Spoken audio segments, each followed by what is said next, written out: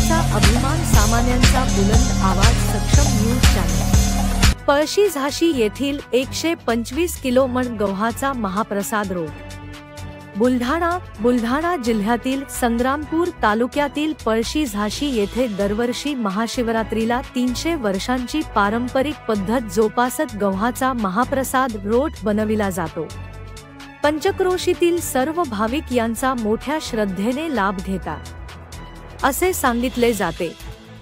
250 ते 300 वर्षांपूर्वी श्री शंकरगिरी महाराज हे हिमालयात तप करून पळशी झाशी येथे सिद्ध झाले। मंदिरात वेगवेगळे कार्यक्रम होत असतात। श्री शंकरगिरी महाराजांनी आपल्या भक्तांना आयुष्य, मानसिक शारीरिक समृद्धी मिळावी याकरिता महाशिवरात्रीच्या पर्वावर 125 किलो मणाचा रोट बनवायला सुरुवात केली होती। ही परंपरा आजही कायम आहे। हा महारोट प्रसाद गव्हाचा आटा, साखर, सुकामेवा, खारीक, केसार, विलायची, मिरे, सौंफ, जायफळ, तूप, गाय व म्हशींच्या दुधापासून बनविला जातो। विशेष म्हणजे रात्रीला सर्व साहित्य गुंडाळून केळीच्या पानात ठेवतात। महारोट रांगव्यांवर ठेवून बनविला जातो। महाशिवरात्रीच्या दिवशी महाभिषेक होतो व अग्नी प्रज्वलित करून महारोट तयार करायला सुरुवात होते।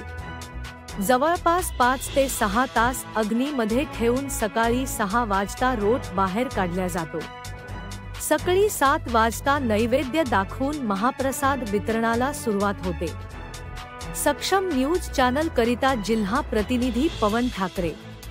सक्षम न्यूज चॅनल साठी नवीन प्रतिनिधीची नियुक्ती करणे सुरू आहे, तरी आजच संपर्क करा। सक्षम न्यूज चॅनल नेटवर्क मुख्य संपादक श्री सुमेध भाऊ दामधर।